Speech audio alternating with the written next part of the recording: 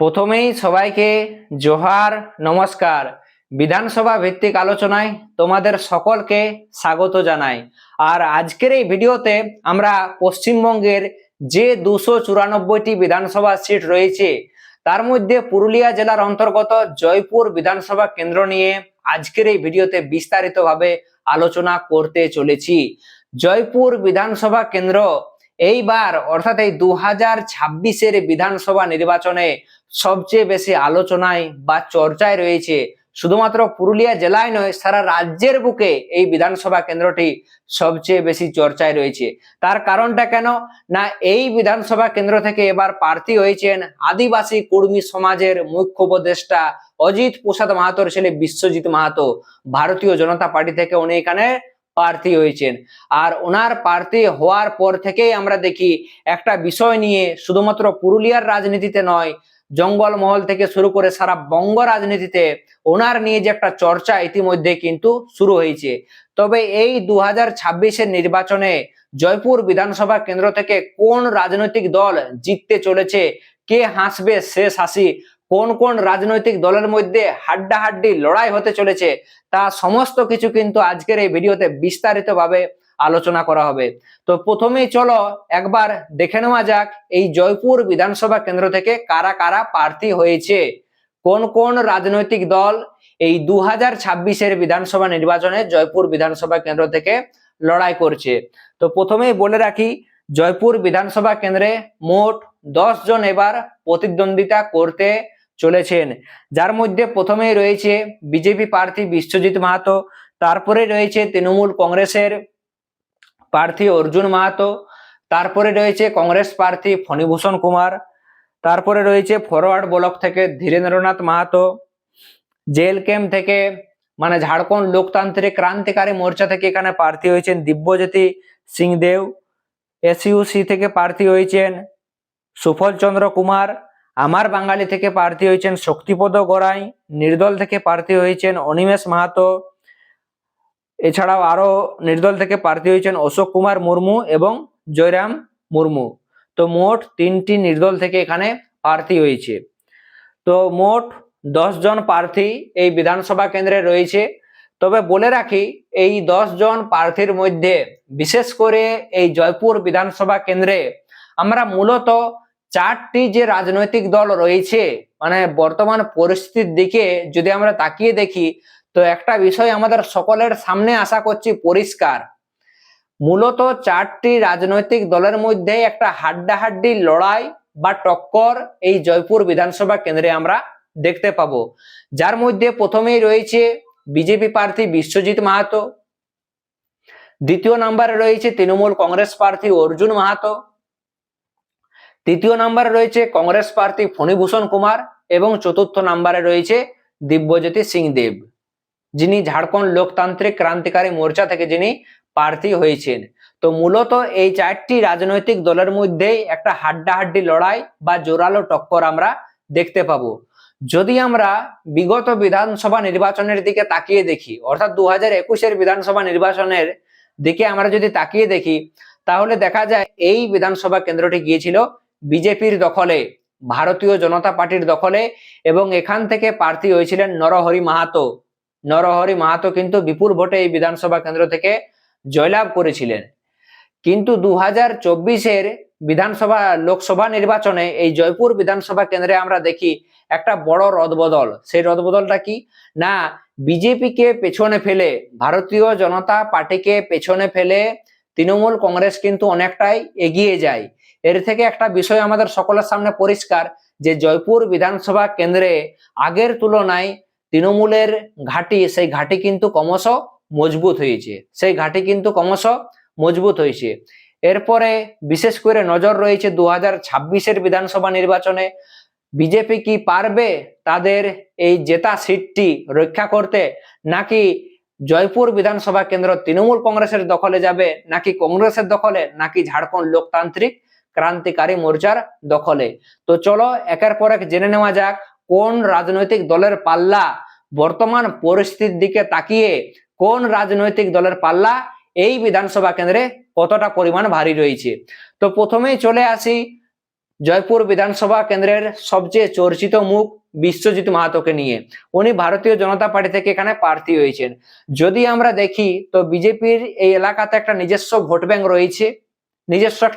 রয়েছে, তো একদিকে যেমন নিজস্ব ভোট ব্যাংক রয়েছে, অপরদিকে যখন দেখা যায় 2024-এর লোকসভা নির্বাচনে নির্দল প্রার্থী হিসাবে প্রতিদ্বন্দ্বিতা করেছিলেন অজিত প্রসাদ মাহাতো। উনি এই বিধানসভা কেন্দ্রে সবচেয়ে বেশি পরিমাণে ভোট পেয়েছিলেন, যার প্রাপ্ত ভোটের সংখ্যা ছিল প্রায় 25,000-এরও বেশি। সবচেয়ে বেশি পরিমাণে ভোট পেয়েছিলেন নির্দল প্রার্থী অজিত প্রসাদ মাহাতো। তো বিজেপির একটা নিজস্ব ভোট ব্যাংক এই এলাকাতে রয়েছে এবং কর্মী সমাজ সমর্থিত ভোট ব্যাংক একটা রয়েছে। তো দুটা ভোটকে যদি আমরা একসাথে মিলিয়ে দিই তাহলে এক্ষেত্রে একটা বিষয় পরিষ্কার যে বিজেপির পাল্লা কিন্তু এদিক থেকে অনেকটাই, মানে বিজেপি এই দিক থেকে তৃণমূলের থেকে অনেকটাই কিন্তু এগিয়ে রয়েছে। বিজেপির পাল্লা কিন্তু ক্রমশ এই বিধানসভা কেন্দ্রে ভারী রয়েছে।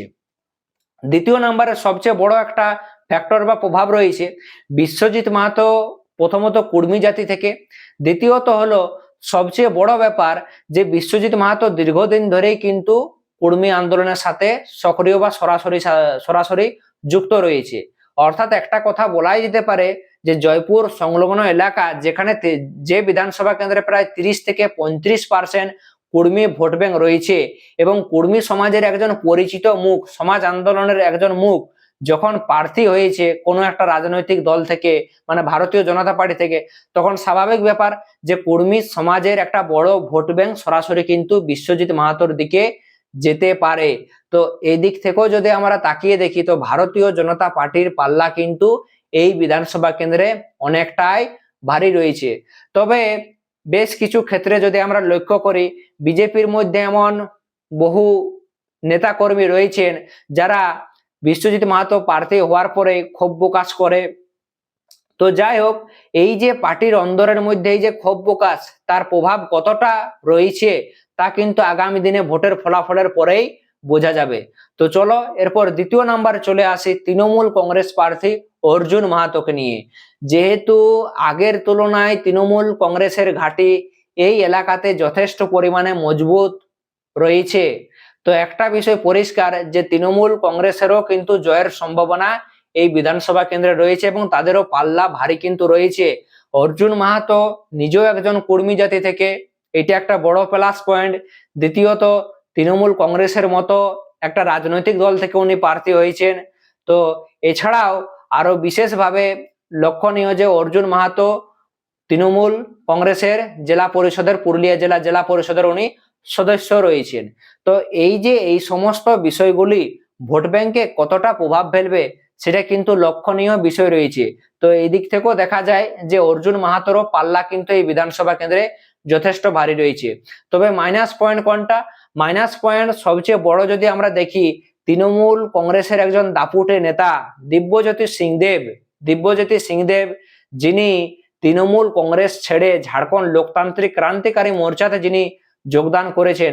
তো এক্ষেত্রে তৃণমূলের একটা অংশের ভোট হয়তো সরাসরি যারা বিশেষ করে দিব্যজ্যোতি সিংদেবকে যারা ফলো করে বা যারা অনুসরণ করে, তার যারা অনুগামী রয়েছে, তাদের হয়তো একটা বড় ভোট সরাসরি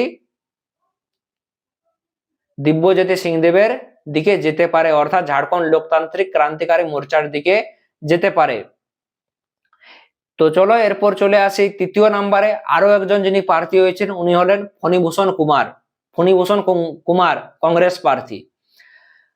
যারা বিশেষ করে পুরুলিয়ার মানুষ তারা সকলেই হয়তো কম বেশি জানো যে আমাদের এই পুরুলিয়ার রাজনীতিতে বা পুরুলিয়ার বিধানসভা কেন্দ্রগুলিতে যে এলাকাতে কংগ্রেসের সবচেয়ে বেশি পরিমাণে প্রভাব বা নেপাল মাহাতোর গড়, পুরুলিয়াতে কংগ্রেস লিডার বা নেতা বললেই সর্বপ্রথম আমাদের যে নামটা মনে পড়ে উনি হলেন নেপাল মাহাতো। আর এই নেপাল বাবুর সবচেয়ে বড় গড় কিন্তু পুরুলিয়ার একেবারে পশ্চিম প্রান্তে, একটা হইলে বাগমুন্ডি বিধানসভা কেন্দ্র আর জয়পুর বিধানসভা কেন্দ্র। এই দুটা বিধানসভা কেন্দ্রেই কিন্তু কংগ্রেসের যথেষ্ট পরিমাণে ভোট রয়েছে এবং এই এলাকাতে কংগ্রেসের মাটি কিন্তু ব্যাপক হারে মজবুত রয়েছে। বিশেষ করে যদি আমরা বিগত সময়ের নির্বাচনের দিকে যদি আমরা তাকিয়ে দেখি, 2021-এর নির্বাচনের আগে 2016 সালের নির্বাচন, 2011 সালের নির্বাচন এবং তার আগের নির্বাচনে সিপিএম আসুক বা তৃণমূল কংগ্রেস, নেপাল মাহাতো তার যে ঘাঁটি সেই ঘাঁটি বাঁচাতে কিন্তু বরাবরই সফল হয়েছে। 2021-এ যেহেতু ভারতীয় জনতা পার্টি একটা যে বড় উত্থান, সেই উত্থান ঘটে এবং বলা যেতে পারে একটা বড় ভোট এদিকে ওদিকে চলে যায়, তাই হয়তো নেপাল মাহাতোকে পরাজয় বরণ করতে হয়। তবে এই 2021-এর বিধানসভা নির্বাচনের দিকে জয়পুর বিধানসভা কেন্দ্রে ফণীভূষণ কুমার কিন্তু সেকেন্ড পজিশনে ছিল, অর্থাৎ দ্বিতীয় নাম্বারে ছিল। তবে এই 2026-এর বিধানসভা নির্বাচনে সেই ফণীভূষণ বাবুই এবার জয়পুর বিধানসভা থেকে প্রার্থী হয়েছেন। উনি এইবার এই এলাকাতে কতটা দাগ কাটতে পারে বা তার পাল্লা কতটা এই বিধানসভা কেন্দ্রে ভারী রয়েছে তা কিন্তু ভোটের ফলাফলের পরেই বোঝা যাবে। তো তোমাদের কি মনে হয় বন্ধুগণ, বিশেষ করে যারা জয়পুর বিধানসভা কেন্দ্র থেকে এই ভিডিওটি দেখছো, কংগ্রেসের ওই এলাকাতে মাটি কতটা মজবুত রয়েছে, এই ব্যাপারে তোমরা তোমাদের ব্যক্তিগত মতামত অবশ্যই কিন্তু কমেন্ট বক্সে লিখে জানাবে। তো তারপরে চলে আসি আরো একটা চর্চিত প্রার্থী নিয়ে, যিনি হলেন দিব্যজ্যোতি সিং দেব। যিনি কে না, দিব্যজ্যোতি সিং দেব।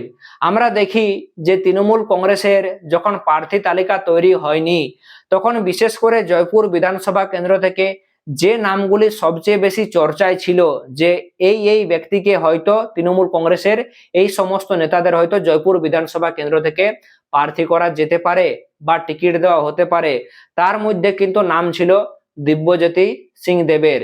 দেখা যায় তৃণমূল কংগ্রেস তার প্রার্থী তালিকা প্রকাশ করে এবং জয়পুর বিধানসভা কেন্দ্র থেকে প্রার্থী হন অর্জুন মাহাতো। তৃণমূল কংগ্রেসের জেলা পরিষদের সদস্য অর্জুন মাহাতো এই বিধানসভা কেন্দ্র থেকে প্রার্থী হন এবং সেই সময়েই দেখা যায় যে দিব্যজ্যোতি সিং দেব কি করেন না, তার বেশ কিছুদিন পরেই তৃণমূল কংগ্রেস ত্যাগ করে উনি ঝাড়খণ্ড লোকতান্ত্রিক ক্রান্তিকারী মোর্চাতে যোগদান করেন জয়রাম মাহাতোর হাত ধরে।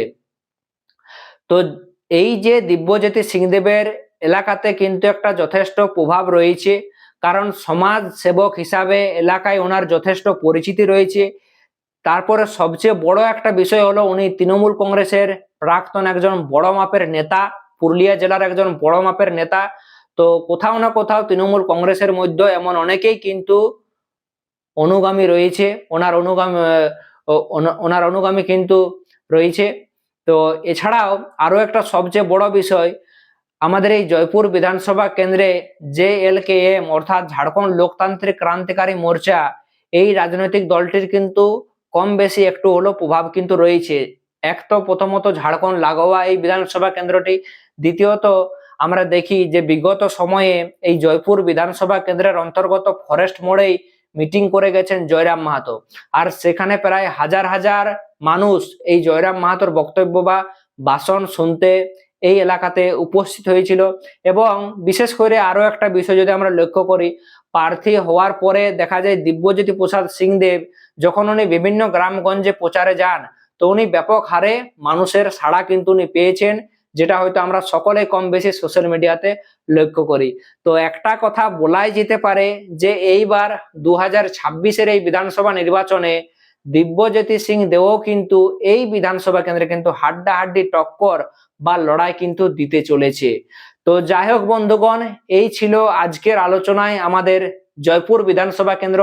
তো তোমাদের কি মনে হয়, কারণ জনতা জনার্দন, জনতাই বলবে শেষ কথা, কে হাসবে শেষ হাসি তা কিন্তু পুরোপুরি জনগণের উপর নির্ভর।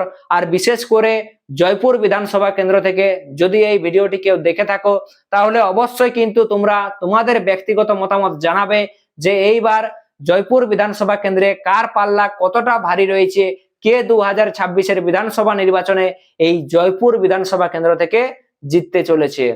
জোহার, নমস্কার জানাই। আজকের মতো আলোচনাটি এখানেই সমাপ্ত করছি।